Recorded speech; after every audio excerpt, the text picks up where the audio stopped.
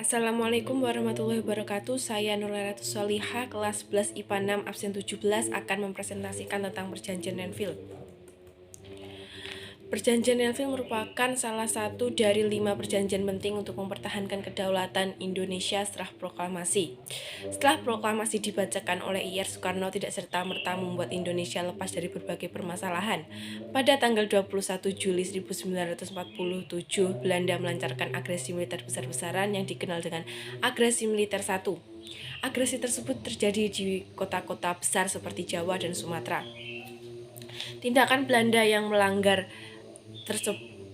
perjanjian tersebut dikecam oleh dunia internasional. PBB atau Perserikatan Bangsa-Bangsa turun tangan untuk menyelesaikan konflik antar Indonesia dengan Belanda.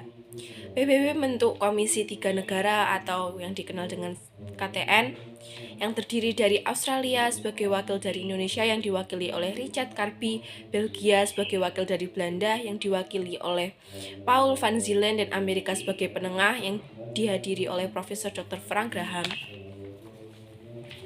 Perjanjian Renville dilakukan di atas kapal Amerika Serikat USS Renville pada 8 Desember 1947 sampai 17 Januari 1948. Tokoh-tokoh yang turut hadir dalam Perjanjian Renville adalah Perdana Menteri Amir Syarifuddin sebagai delegasi Indonesia, Mr. Ali Sastro Amijojo dan Agus Salim sebagai wakil, Dr. Laimena, Mr. Laturhari dan Kolonel Simatupang sebagai anggota, Abdul Qadir Wijoyo Atmojo sebagai delegasi yang ditunjuk oleh Belanda.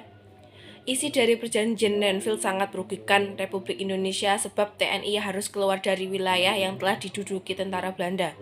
Ada pula isi dari Perjanjian Renville yang telah dirangkum dari situs Museum Perumusan Naskah Proklamasi, yaitu Belanda tetap berdaulat sampai terbentuknya RIS.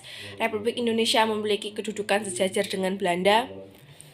Republik Indonesia menjadi bagian RIS dan akan diadakan pemilu untuk membentuk konstituante RIS.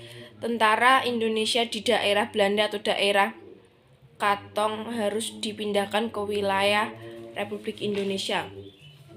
Perdana Menteri Amir Syarifuddin menandatangani Perjanjian Renville tersebut pada tanggal 17 Januari 1948. Meskipun Indonesia dan Belanda telah menandatangani Perjanjian Renville, Belanda kembali melanggar perjanjian tersebut dan akan melancarkan agresi militer yang disebut dengan Agresi Militer 2. Sekian dari saya, terima kasih. Wassalamualaikum warahmatullahi wabarakatuh.